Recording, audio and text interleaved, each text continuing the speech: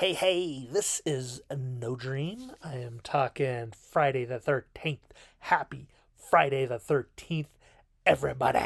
All you Jason X, all you Voorheesians, all you lake heads out there, Crystal Lake heads. Still try one more time and then we'll see. I don't know if any of those are actually what fandom is. I really need to get that one guy's book, the memories, and I can find out about fandom. Maybe I should just go on a forum. Maybe I should watch other videos. Go to a convention. Maybe I should do all those things. But happy Friday the 13th to anybody who's just interested and clicked on this video. Said, sure, I'll watch it. Why not? Not only is it Friday the 13th, but it is the best kind of Friday the 13th. It's October 13th. Yes, it is October, Shocktober, Halloween season.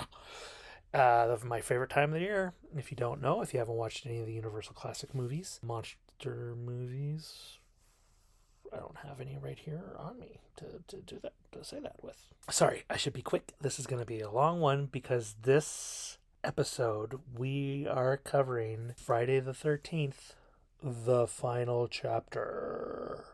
It's the final chapter. It's the final chapter. Copyright infringement. Yeah. Friday the 13th. The final chapter holds a special place in my heart. I think most Friday the 13th fans are going to be like, oh, this is not necessarily maybe the best one, but like the one to watch, or like, and no one's going to be like, oh, that movie's crap. You should watch Jason Goes to Hell instead. That's the best one. Nobody. I'm sure somebody says that out there, but the majority will say, and I would have been one of them. I am one of them. Yeah. Friday the 13th, the final chapter. And there he is with a knife in the eye and bleeding all over the place. The 3D poster has him behind a shower curtain stabbing through.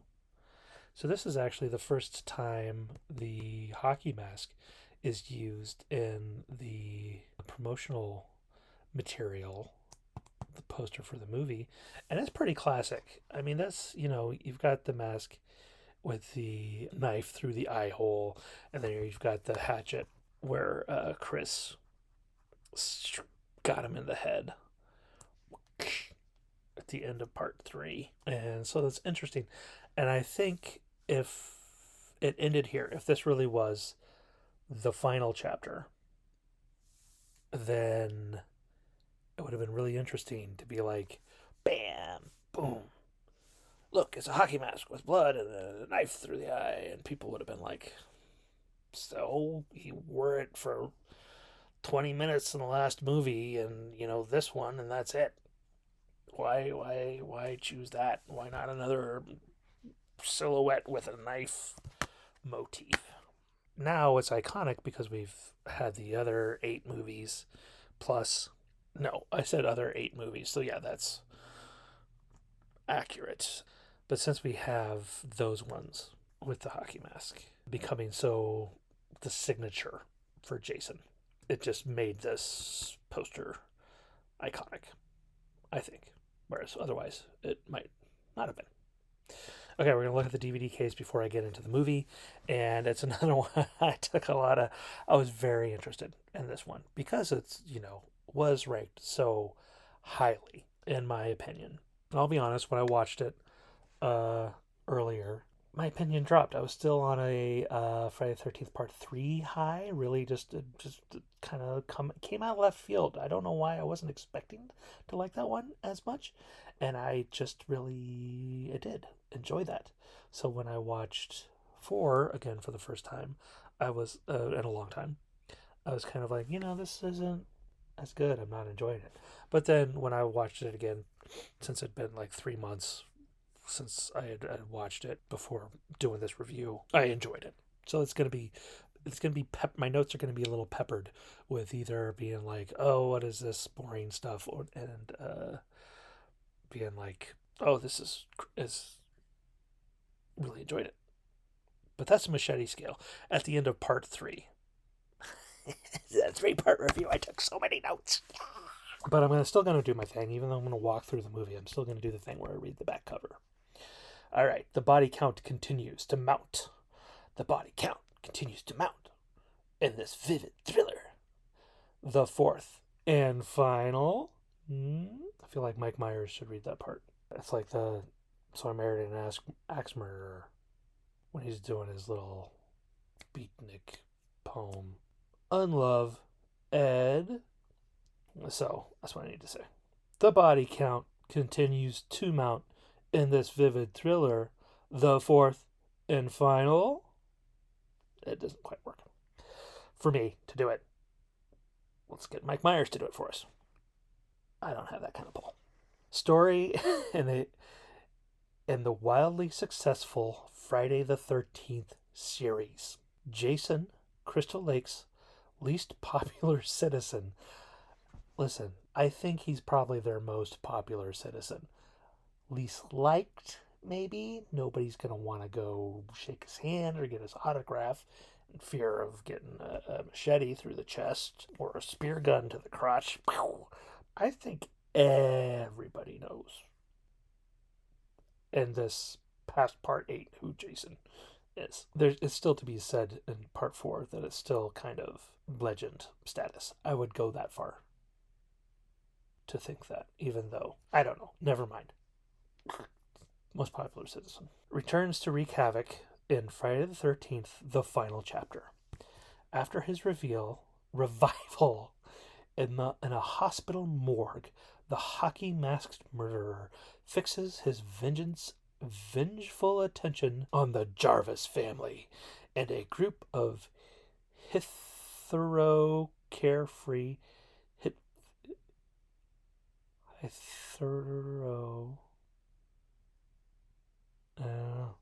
this word right here. Hit her too. I can almost hear it, and it's like kind of somewhere in the back of my brain. It's like, no. This is how you pronounce it. You've got a thing right here. A dictionary. Let's see.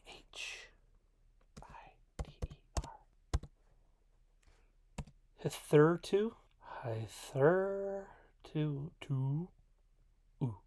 Hitherto. I don't know what the upside down E stands for. It's been too long. Until now, or until the point, the time for under discussion, I feel like this son of a gun back DVD case writer just threw that. It's like I graduated with an English degree, and I'm writing the backs of cheesy horror movies, and I'm just gonna throw in some fancy pants words, throw off those internet critics who read the back of my blurb. Carefree teenagers.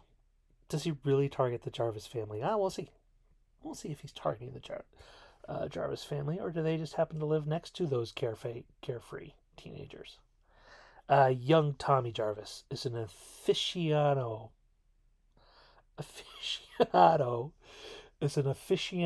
It's going to be one of those episodes of horror films with a special talent of masks and makeup. Boy, does he ever. Has the diabolical Jason finally met his match? Wow. Does that blurb describe this movie and not describe this movie at the same time? Equally. You tell me. We'll listen to what I think the movie was about. And then we'll see. The diabolical Jason. I don't think Jason is diabolical. He's more of a, hey, those person is having sex. I'm going to go kill them. Or, hey, these people are around my woods. I'm just going to kill them. I think at this point he's on a killing spree. Really. I don't know. But okay, that's the back cover. There's Tommy Jarvis playing video games in his alien mask. Look how cool his makeup mask is. He does. He's got a special talent for masks and makeup. And there's Jason trying to pull him through the window. Okay, and then there's the disc for you. Yeah, it's just 3 times before you felt the terror. known the madness, lived the horror. But this is the one you've been screaming for. Friday the 13th, the final chapter. I got some final girl screaming and little eye candy for the ladies there, for the people who find men showering, tantalizing. I mean, I started with ladies and then I just opened it up to anybody, no matter their pronoun or preference. And that's the DVD case. Bam. Okay, let's get into the movie. 1984's Friday the 13th, the final chapter. Okay, so the movie starts out with a recap of what's happened before, using footage from the first three movies. It uses the campfire scene from 2. So when he's doing this, talking in the scene, he's all like, let me tell you the legend of Jason, right? And he's going through. And you hear him talking over all the footage, and it shows other murders from the other 2 movies. But it also shows, while as he's talking, killings from Part 2 also. I'm trying to think if the Part 3, I would imagine Part 3's in there. Like, especially the harpoon one. But now I'm drawing a blank. I don't remember. Reiterates the point that Adrienne King's, the final girl from the first movie, her death was 2 months later. And then I like how they show Mama Voorhees' head in the refrigerator, and then they go to the scene where she cuts off the head. Anyway, I just find that amusing. And then we have the mask, the iconic hockey mask that we all know and love. Prior to this, no, I don't think it was ever used. The first use in a Friday the 13th credits, opening credits. And what do? They explode! And then we have white on black titles dancing around like a DVD pause screensaver.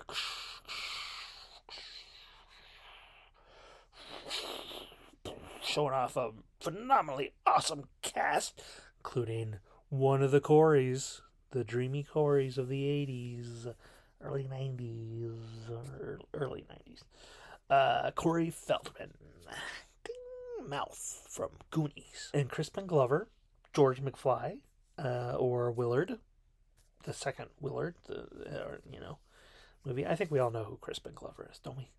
If you don't know who Crispin Glover is, check him out. Definitely check out his dance from this movie. And makeup by Tom Savini. He's back, I think. I don't think he was in the last 2. I could be wrong. Go watch those reviews, see if I say anything. Go check IMDb. Okay.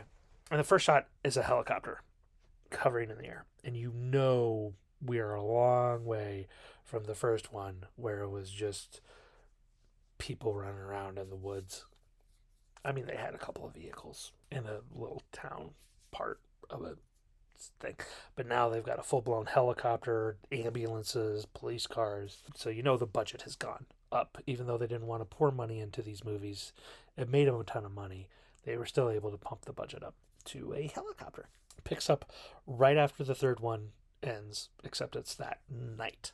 It's the same location. I think that even in the commentary they said, or the making of, they said that it was the exact same location as the last Part 3, but it looked different to me. I don't know why. It was weird. But anyway, apparently it was still the same little plastic deer out front. That was in the third movie, I guess. There's still no police tape, but there's also all the sexy Jersey cops must have gone with the car that drove away with Chris, because they don't seem to be there anymore. Not that these guys weren't sexy. I'm just saying they weren't as Part 3. Yeah, so there's still no police tape anywhere, but they're not in a public area, so maybe they don't have to put up police tape. Maybe that's in the entrance to the farm. And they take the axe, the hatchet that was buried into Jason's head. They take it out. They remove it. These 2 uniformed cops and things. They remove it. And they put it in an evidence bag. And it's like the head only. And they zip it up And so, like, the handle is sticking out of the bag. Who cares about fingerprints? An ambulance comes back. I notice it drives up. I notice that it says that Doge, Doge. So they removed the U. No, they removed a D. Sorry. They removed a D from Dodge. Couldn't get them to sponsor product placement. Ambulance, and they say 10 dead, yours in the barn. Oh, what's wrong with him? He's dead. I counted a total of 12. No, my notes are all confusing. Not including Jason. There was 12. But if you subtract to the beginning, that's 10. So 10 and thing would make Jason. Yeah, if you subtract the 2 from the beginning, that would be 10. So they're missing one. Who is that? Is that the guy in the cellar? Or what? That's what I'm thinking this whole time. But then it's reiterated when they're picking up Jason's body. 7 kids, 3 bikers. So they weren't counting Jason as being one of the dead people, even though they're treating him as dead. And I love the female EMT in this scene. Her expressions are really good. So then as soon as they pick up Jason, pack him in, everybody else just leaves the farm. And a really long, lingering shot of the empty farm afterwards that it could have cut a long time ago. I don't think they actually needed to show him leave. Maybe. I don't know. But I guess they're just saying we're closing. This part 3 is finally finished. Let us move on to the final chapter. So they get to the hospital. They bring the body into the corner. And of course, he's like eating a sandwich. He's doing that stereotypical sandwich corner eating food while stuff. And this is 84, so you kind of wonder if this is possibly, is this the first time? But I feel that like 70s cop shows had that trope also, that it had already been established. And they're just continuing it. So the EMT leaves. The coroner hits on a nurse, and she's like, apparently they've had relations before, but she's kind of like not feeling it. And when she says fakes an orgasm, Jason twitches underneath his blanket. He's like, "What? Orgasm? What? Oh, what? Oh, my machete." So we cut to the morgue, and there's jazzercise on TV. This was an actual thing that they showed on TV. I think public TV, I think PBS had a jazzercise program in the morning, and it would be women in leotards doing stretches and stuff, and whoever shot them did it kind of in this overly sexual manner that they're showing here on this TV. This was actually a thing. So my note is Halloween 2, we're in the hospital. The Wessex County Hospital. And I think on the TV it says murders this past week. So the nurse comes in and she's like, "Oh, I didn't come in here to fool around with you. I actually came in here to watch the news." So she changes it to the news. And the news says, "And so begins yet another chapter in the story that most residents of Crystal Lake had prayed was over. Murders this past week." So we're talking about part 3, part 4. I'll get into timelines later, but this would be the next day. This would definitely be, okay, if 2 was Friday, 3 was Saturday, this is Monday night, I believe. I go into it later. I'll get to it later. The coroner convinces the nurse to shut his mouth by making out with him, and she gets on top of him, and of course they're like right next to Jason, like on a little bench, like a picnic table bench, right next to Jason on the dead thing, and they're going to go apparently do it right on this bench. But their heavy petting gives Jason the vapors. He drops his hand on and hits the nurse's butt, and she's all like, "Whoa, wow, that's creepy. I'm crazy to think I should do anything with you. I'm out of here." And he's like, "But baby." Anyway, he goes back to the TV. Oh, she refers to him as the Super Bowl of self-abuse, which I thought was a funny line. Before he goes back to the watching the Jazzercise Girls, he puts Jason in the cold storage, the containers, the, the big wall of doors that open up and just enough for a body to slide in a morgue. You know what I'm talking about.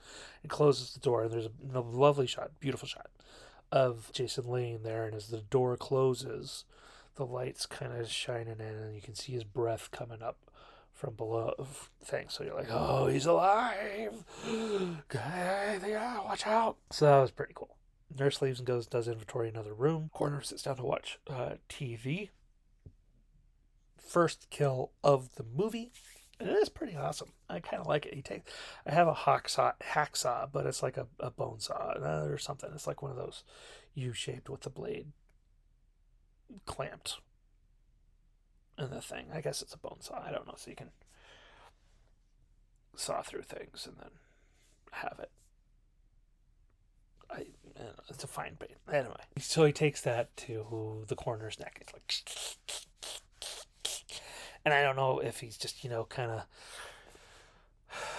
weak from being mostly dead just a little while ago. I mean, we've watched Princess Bride. We know it can cause you to take a while before you're up to full strength and have all your body movements. And so he doesn't quite, so he's just like halfway through. He just twists the head around. It's a really cool effect. I think it was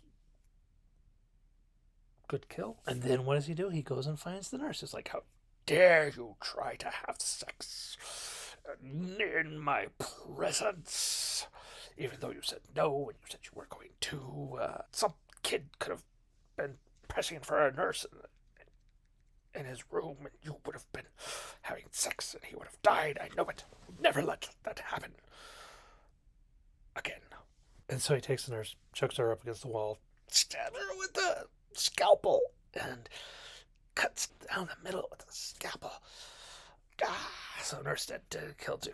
Anyway, I'm kind of glad he didn't stab with the scalpel and lift the person up. I don't know if that's Halloween 2 where Michael Myers does that, or if that's a different Jason movie. It's just kind of ridiculous having that small of a blade. I don't care how tough you are, strong you are, that blade is not. It's just, I don't know. It doesn't seem like it's going to work. I'm not really interested in trying to prove whether that's true or not. We know that Jason could do it. No, he didn't do it here. That's something else. That's this other video. I was glad that he didn't do that. So we smash cut. Jump cut. Mom and daughter jogging. It's daytime. It's an undisclosed time jump. Is it the next day? Is it the next week? Is it the next summer? We don't know. I think we're supposed to assume that it's the next day. But fan theory. This fan theory here. Okay, the movie was released on April 13th, 1984. Ad campaign says it's Jason's unlucky day since he dies at the end. And it asks the question, did he die in the last one or was he just unconscious? I don't know. So it's possible that this is now the following April, since the last two took place during the same summer 5 years after the first movie, making this 1986. Right, that's my crazy fan theory. I think it's going to not pan out, but it's my idea. Aliens playing computer games. That's what we cut to. No, at first they're talking about, the mom and dad are talking about the estranged family. Father, and that the daughter should go see them. And then they say something, I think the daughter claims the mom is horny. I didn't really get that from their conversation, but that's how it ends. I was like, I think you're just horny. But no, aliens playing computer. Just saw it. There's an alien playing Galaga. It's not. It's some other computer game from 84. It's so advanced. But it's not. It's Mouse from the Goonies. It's our hero, Corey Feldman. Teens. Enter the teens. Let's get some teens in here to kill. Can't kill his poor kid, and his dog, and his attractive sister, and horny mother. So it comes out with this. We got 6 teens. Not 16. 6 teens Got two couples, Blue Cabin, Free Spirit. The Perel model, he's got the luscious hair. You already saw a photo of him. And then the Sarah Jessica Parker wannabe, because she just looks like Sarah. She just reminded me of Sarah Jessica Parker from Girls Just Want to Have Fun. I think that's what I'm thinking. And then there's the two single guys who are hanging out in the back in the days when you could just sit in the back of a station wagon with your back up against the door, and the window, the back hatch open. Stick your hair out, let the breeze go. Good old days of not safe driving. People still do that? I don't know, but sure do it here. Yeah, the only two interesting ones for me were Teddy. Brought back the annoying character named Ted. Yeah. And George McFly himself, Mr. Crispin Glover. Oh, I was going to try and do a George McFly, but I can't really. My nose. I feel like every time I try and do one of these, my sinuses are like, "Are you going to crack up?" Okay, so they're talking about how McFly broke up with somebody, and Teddy's like, "Oh, you're an idiot," and he's like, "Oh, let me pump it into my computer," and it's just typing on some beer can, so it's this beer computer, and McFly like takes it like so serious. He's all like, well, what's your computer says?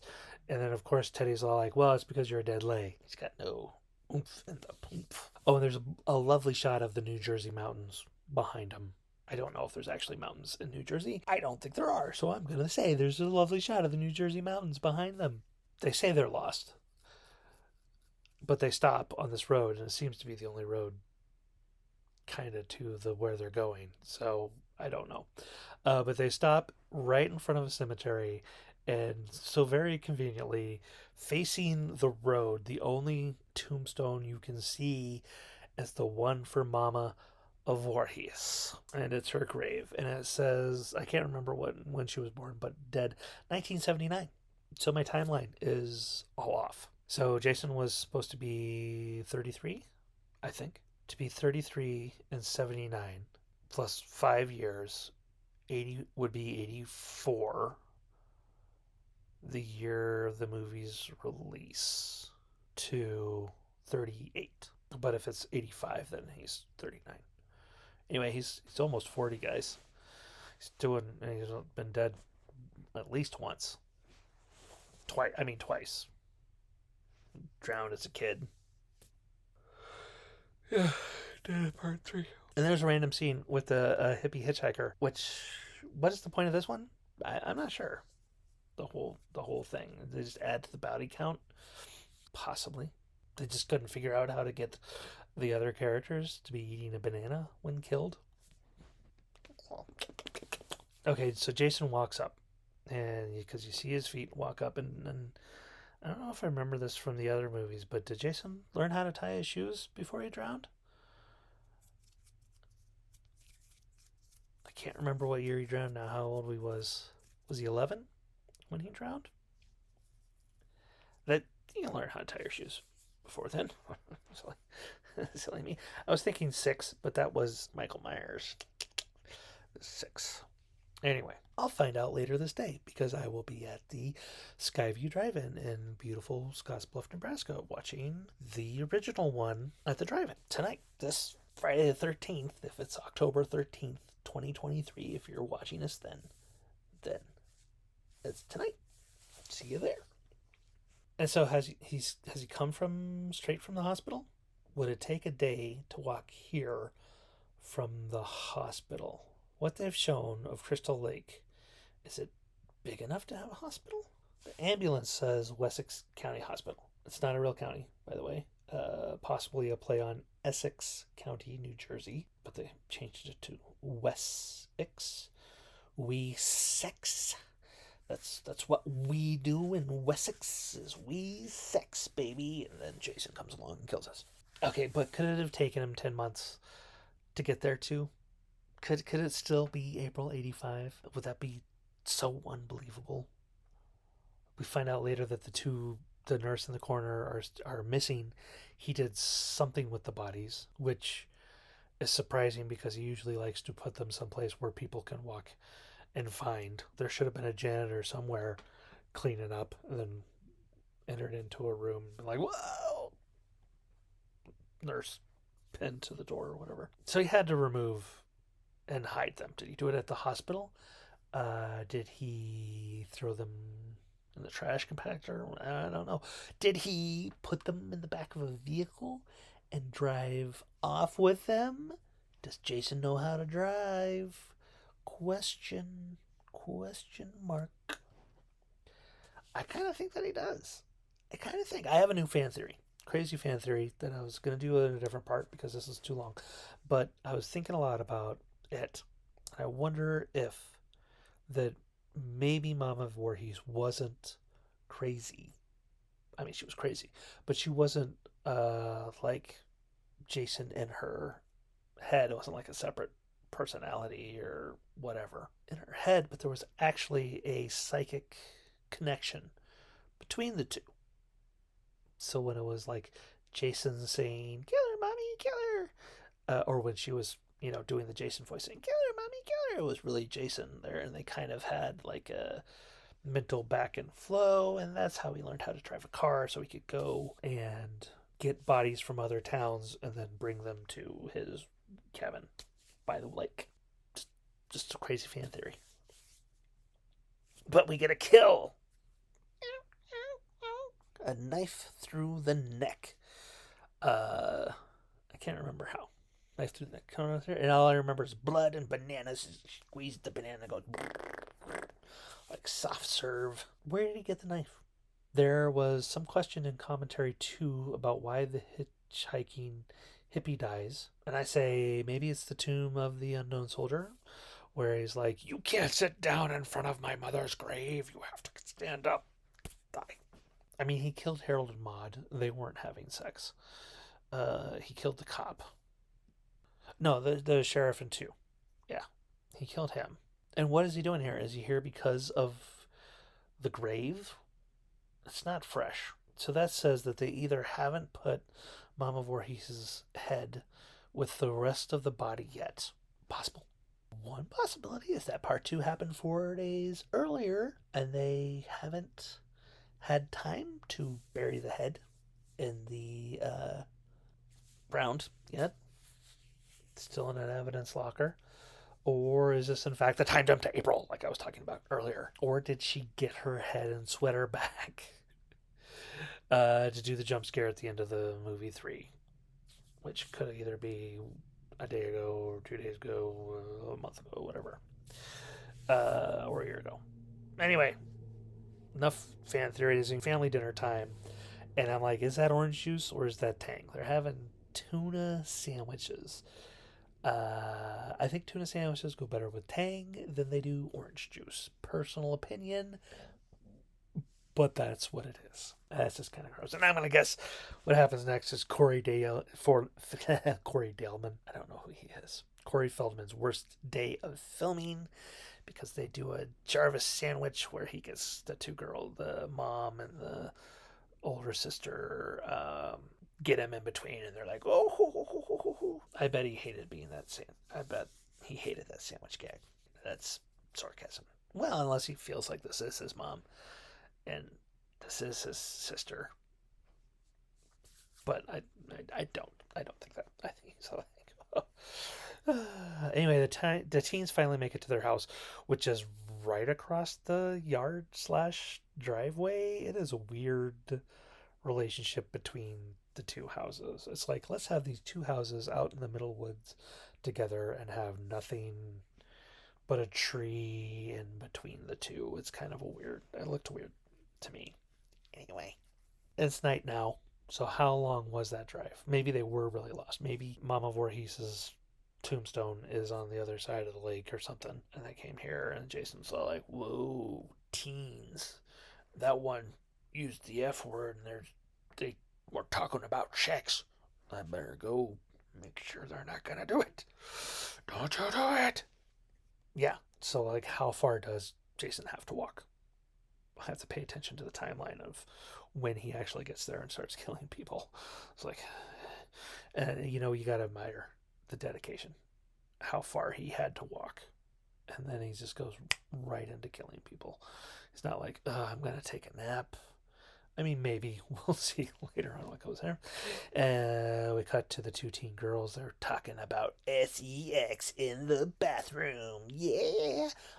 Should I have sex? I don't know. You had lots of sex. And she's like, that's just rumors, dude. But I'm a free, carefree spirit. I only do it with my boyfriend. I don't know what's up with that. Okay, Mama Jarvis sitting on the couch reading a newspaper. Newspaper reads, mass murder body missing. Now, even on Blu-ray, I couldn't make out a date on the newspaper, which is unfortunate. But that blows a hole in the April 13th theory. If it had said still missing, I think I would have still had a chance. But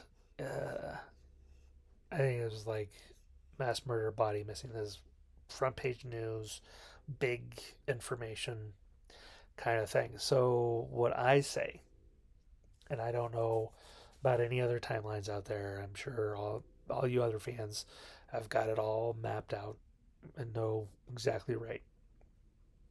And then there's all these other fans who's like, why are you even bothering with the continuity, man? You know it's not gonna make sense. Okay. So it has to be at least 2 days after his resurrection. Because these small town newspapers, they don't have late editions. And it's like the Wessex County newspaper. Okay. So it would have had to have been delivered the morning of the night she's reading it. So if the main night of part 2 was on Friday the 13th, the wrap up was on Saturday the 14th. Part 3 starts that same night.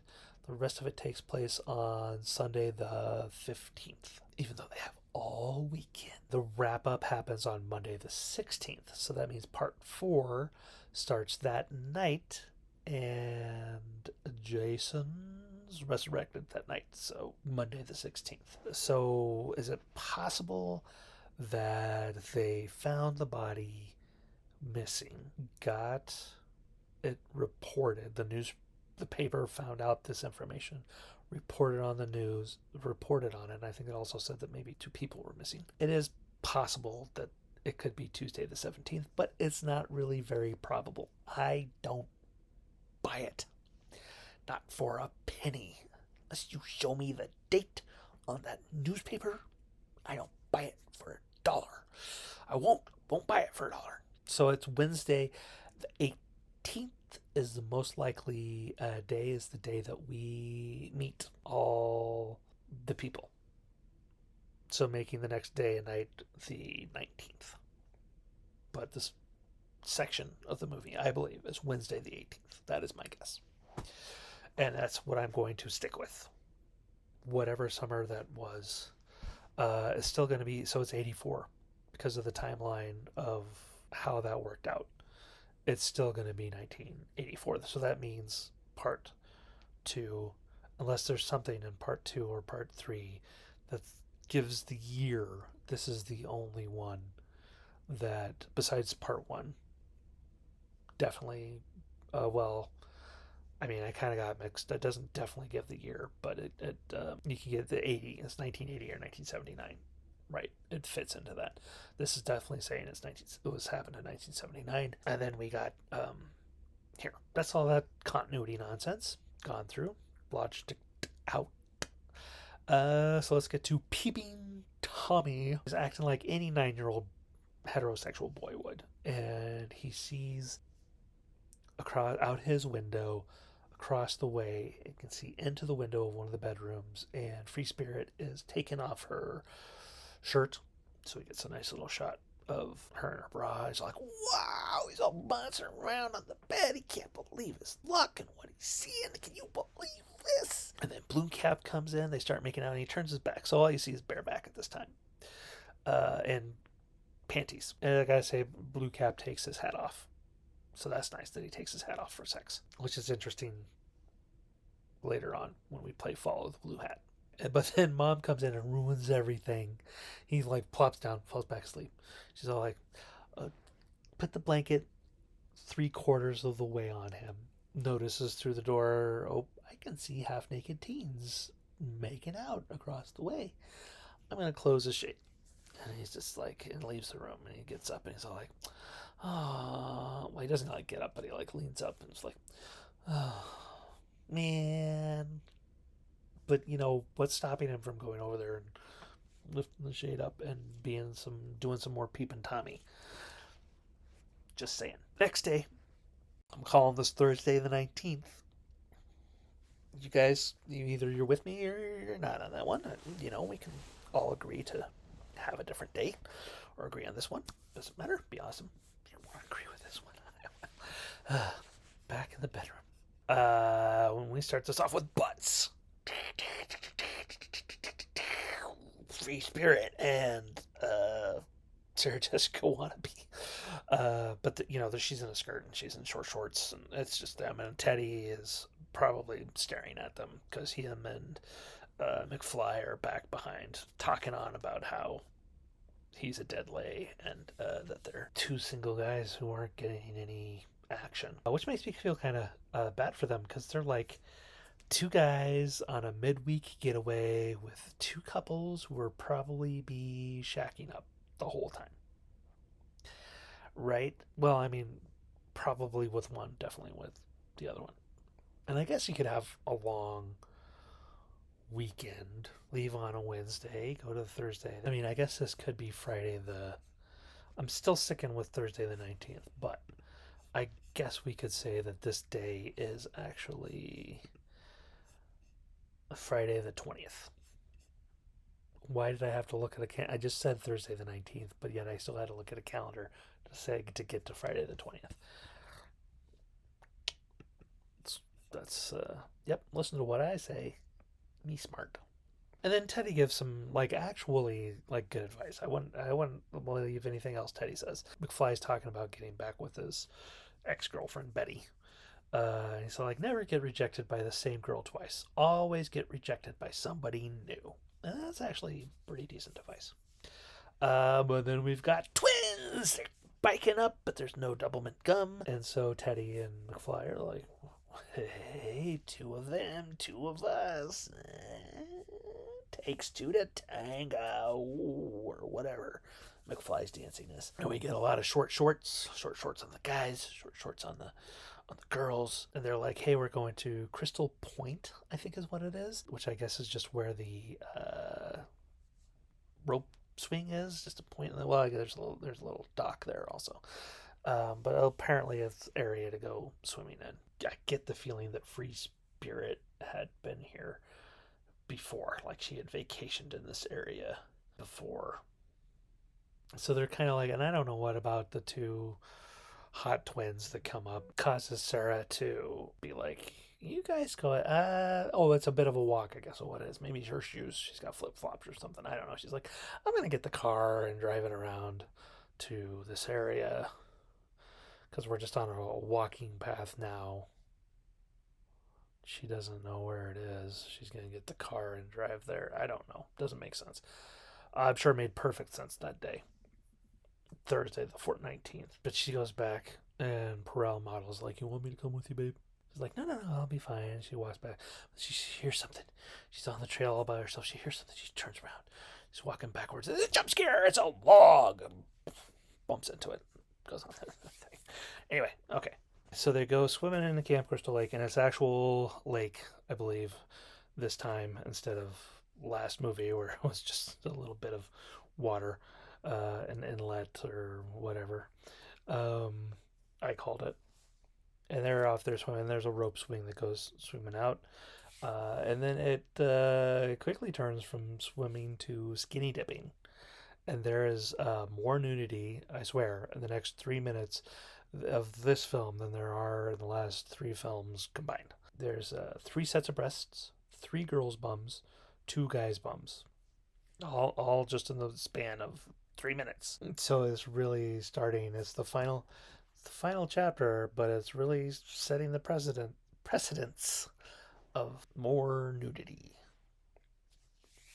There's a scene of naked blue hat guy doing the rope swing and lands on the water and just kind of lands like skims the top with his butt kind of thing. But I just kind of, it looks like he racks himself just like right there. The Jarvises end up showing up. They're going to go swimming in the lake also, I guess.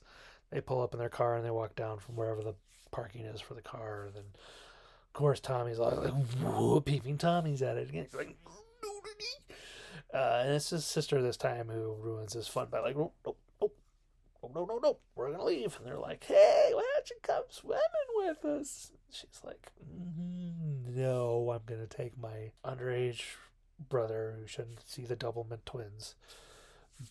Bums go up in the air as they dive into the water. So that's there. We leave the teens frolicking and the Jarvises head home, but the car breaks down. Foreshadowing? I don't think so. I don't think it at all. But it breaks down. You can tell it's an 80s movie because they needed keys to unlock the trunk. Do you remember those days? And that would have been a good thing. It's like, oh, we need to get in the trunk, take the keys out of the ignition, and go back to unlock the trunk. And like, oh no, there's the killer. I have to get the keys back to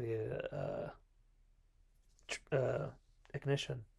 Nowadays, you don't need any of that. There's the keys in your pocket. You open the trunk, start the car. But back then, you had to turn your car off to unlock your trunk. On some cars, not all cars, but some cars. So Tommy's an electrical whiz. Not only is he a makeup and mask whiz, he is an electrical whiz. So he pops the trunk. He's all trying to figure it out. And then we've got ourselves a fake out jump scare. Do we have it right now? Maybe we do. I have two different things here. With Rob Dyer, Jason Hunter enters the scene. But we're going to go back to Sarah Jessica Wannabe. And she's sunning on the deck with her skirt and sweater on. I don't know. She has got a shirt on, but that's as undressed as she's going to get outside. She doesn't want like an actual tan. And her knees look really banged up. Is this like the second take? And when Free Spirit pulls her off the dock, did she whack her knees on the edge the first take? I don't know. It's just what I thought about when I was seeing her sunbathe there. I was all like, look at those knees. They look hurt. And then Free Spirit comes along and pretends to be dead in the water. No! But instead grabs her and pulls her in. Maybe Free Spirit's the Ted of this movie instead of Teddy. Okay, so continuity error back with Jason Hunter and the Jarvises playing down at the local bar. Sorry, it sounded like a rock group. Jason Hunter and the Jarvises. When they first show his feet, we see shoes and pants step on some pine needles, and it looks exactly like when Jason was coming up on the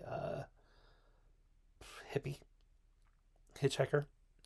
And it probably was just reused footage. But when the Jason Hunter shows up, he's wearing jeans and darker laced up boots. So it's a continuity error there.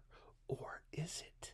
Maybe Jason is there and he's watching from the other side of the road. Anyway, they end up giving Jason Hunter a ride to their house. And he starts asking about kids. And they're like, oh, a bunch of kids moved in yesterday. And I'm like, so teens? They're probably like 5 years younger than you guys. I was like, when I was 20 something, did I refer to teens as kids? Oh, you kids. It's like you're talking about them as kids, and they're teenagers who look like they're 30 because the actors probably are. But anyway, that's what Jason is like. Are teens around here? Did they look horny? Were they getting drunk? No, he didn't ask that. But it's like, how does he know that teens are Jason's trigger? I was like, It's like, I gotta know if there's any horny teens around, so that means Jason will be around. And then we'll get to the backstory later. The car pulls up to the house, and it gives you a good relationship between the two houses. And it really is just kind of like what would normally be a yard for one house.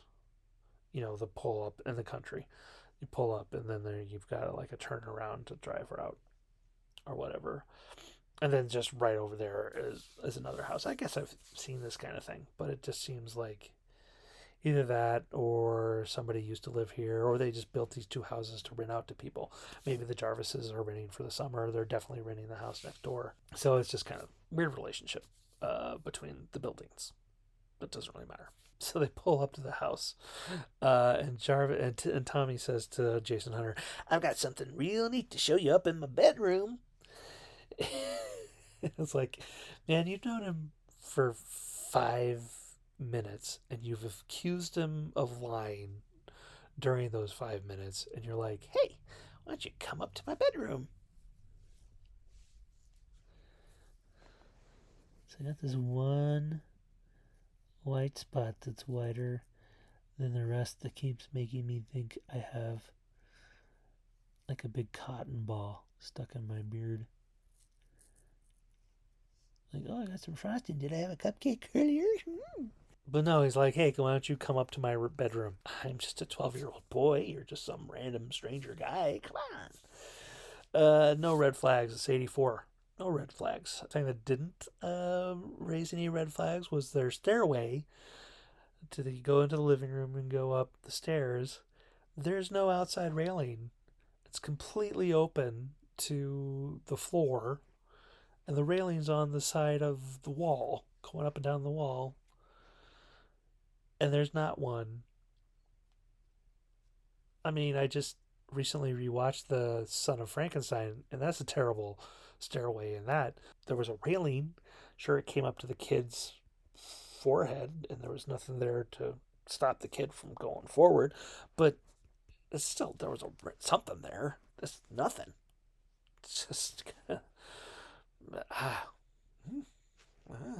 Okay, this is where we discover that Tommy is Tommy Savini because his masks are, like the back says, an aficionado of horror film. Oh, no, that's not. A special talent of masks and makeup. Boy, howdy. He is like professional level. And Jason Hunter is really into it. He's like, whoa, this is really cool stuff you got here, buddy. I did not recognize any of these masks. I am be shocked if they're not from some other horror movie or whatever, but I didn't recognize any of them. But we don't care. We're going to slam cut to nighttime, and it's party time at the teen house. Oh, that's a cliffhanger for you. Yeah, things are going to start ramping up here, and we're not going to get to it this time. I'm sorry about that. Had a little technical difficulties, and I talk too much and I edit too slow. Anyway, so yeah, another two-part review here. Hopefully, I technically haven't recorded it all, but the movie review part has been recorded, and we'll have to wait until next Friday the 13th to find out what happened. Don't you dare watch it. You wait for my review. I'm kidding. Watch them. Watch all 12 of them, because it's not until September of next year when there's our next Friday the 13th. So I will see you then. You guys have a great Friday the 13th. Have a good 10 months until then. Do I have a out for Friday the 13th? I don't think so. Hope you have a great Friday the 13th. Hope you have a great Halloween season. Bye, everybody.